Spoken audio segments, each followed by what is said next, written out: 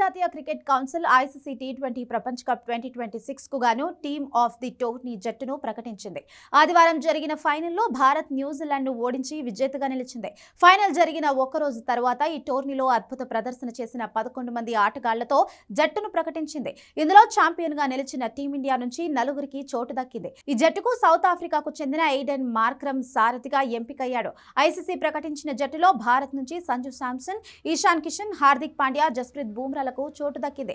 Player of the టోర్నీగా నిలిచిన Sanju Samson 5 innings లో ఏకంగా 321 పరుగులు చేశాడు. ముఖ్యంగా వెస్టిండీస్ తో వర్చువల్ క్వార్టర్ ఫైనల్, ఇంగ్లాండ్ తో జరిగిన సెమీఫైనల్, న్యూజిలాండ్ తో జరిగిన ఫైనల్లో హాఫ్ సెంచరీ స్కోర్ చేశాడు. ఇక one down batter Ishan Kishan కూడా ఈ టోర్నీలో పరుగుల వరద పారించాడు. 190కి పైగా స్ట్రైక్ రేట్ తో అతడు 317 రన్స్ స్కోర్ చేశాడు. న్యూజిలాండ్ తో ఫైనల్, హాఫ్ సెంచరీ సైతం చేశాడు. మరోవైపు ఆల్ రౌండర్ హార్దిక్ పాండ్యా తన పాత్రకు న్యాయం చేశాడు.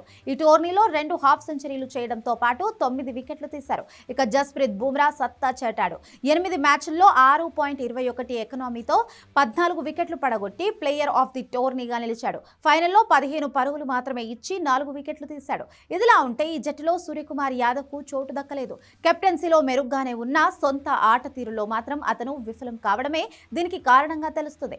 అమెరికాతో జరిగిన మ్యాచ్లో భారత్ పతనం నుంచి సూర్యకుమార్ అజేయంగా 84 పరుగులు చేసి భారత్ ను కాపాడాడు. కానీ తరువాతి మ్యాచ్ల్లో మాత్రం విఫలమయ్యాడు. ఈ వరల్డ్ కప్ టీమ్ 11 లో Pakistan opener Farhan, England all rounder Will Jacks, Windies all rounder Jason Holder, దక్షిణాఫ్రికా pacer Lungi Ngidi, England spinner Adil Rashid, Zimbabwe pacer Muzarabani, 12వ ఆటగాడిగా షాల్విక్ ఎంపికయ్యారు.